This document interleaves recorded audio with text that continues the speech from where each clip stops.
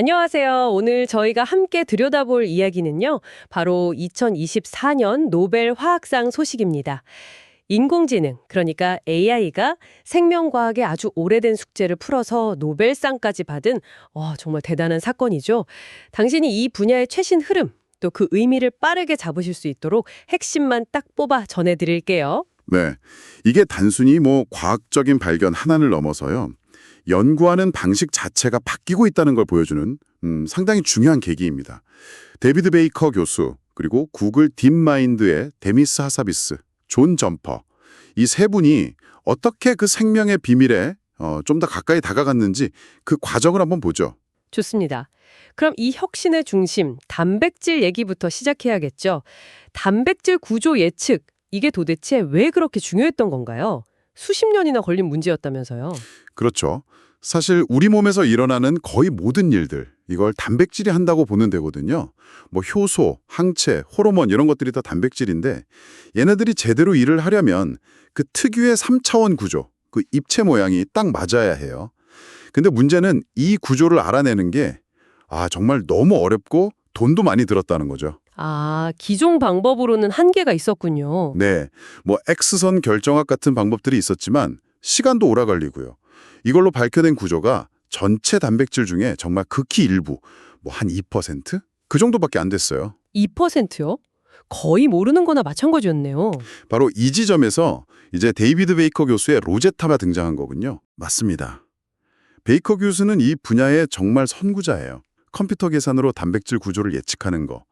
로제타라는 알고리즘을 만들었는데 이게 물리학 원리랑 통계 이런 걸 합쳐서 아미노산 서열만 보고 3차원 구조를 예측해요.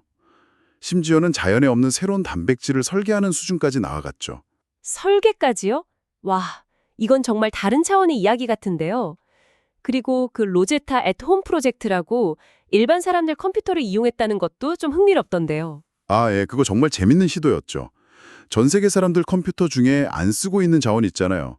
그걸 모아서 엄청난 계산을 해낸 거예요. 일종의 분산 컴퓨팅? 집단 지성 같은 거죠. 이것도 혁신이었지만 진짜 예측 정확도를 확 끌어올린 건 역시 AI, 특히 딥러닝이었습니다. 드디어 나오는군요. 구글 딥마인드의 알파폴드. 데미스 하사비스하고 존 점퍼, 이 두 사람 역할이 아주 결정적이었죠. 그렇습니다.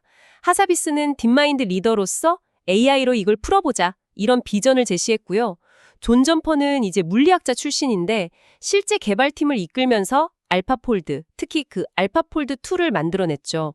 이 알파폴드2가 진짜 대단했어요. 딥러닝을 써서 예측 정확도를 이전과는 비교도 안 되게 높였거든요.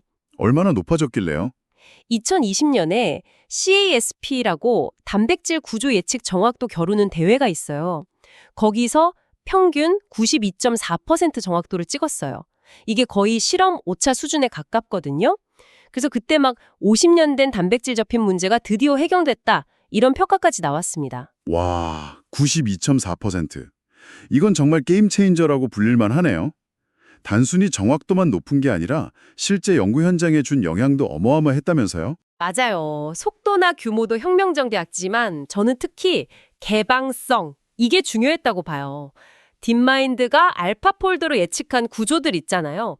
인간 단백질 전체를 포함해서 무려 2억 개가 넘는 구조를요. 2억 개요? 네, 2억 개 넘는 구조 데이터를 알파폴드 DB라는 데이터베이스로 만들어서 그냥 무료로 다 풀어버렸어요. 그걸 다 무료로 공개했다고요? 와, 연구자들 정말 난리 났겠는데요? 그럼요. 예전엔 진짜 몇 년 걸려도 알까 말까 했던 구조를 이제 그냥 클릭 몇 번으로 확인하게 된 거예요. 이게 전 세계 연구자들의 신약 개발이나 질병 연구 속도를 엄청나게 단축시켰죠. 심지어 코로나19 백신 개발할 때도 그 기간을 1년 안으로 줄이는 데 기여했다, 이런 분석도 있어요. 야, 정말 AI가 연구하는 방식 자체를 근본적으로 바꾸고 있다는 게 확 느껴지네요. 수상자들도 이런 열린 과학, 오픈 사이언스 정신을 많이 강조했죠. 네, 맞습니다. 베이커 교수도 이건 열린 과학과 협력의 승리다, 이렇게 말했고요. 하사비스도 AI는 과학자를 대체하는 게 아니다, 과학자를 돕는 강력한 도구다, 이렇게 강조했죠.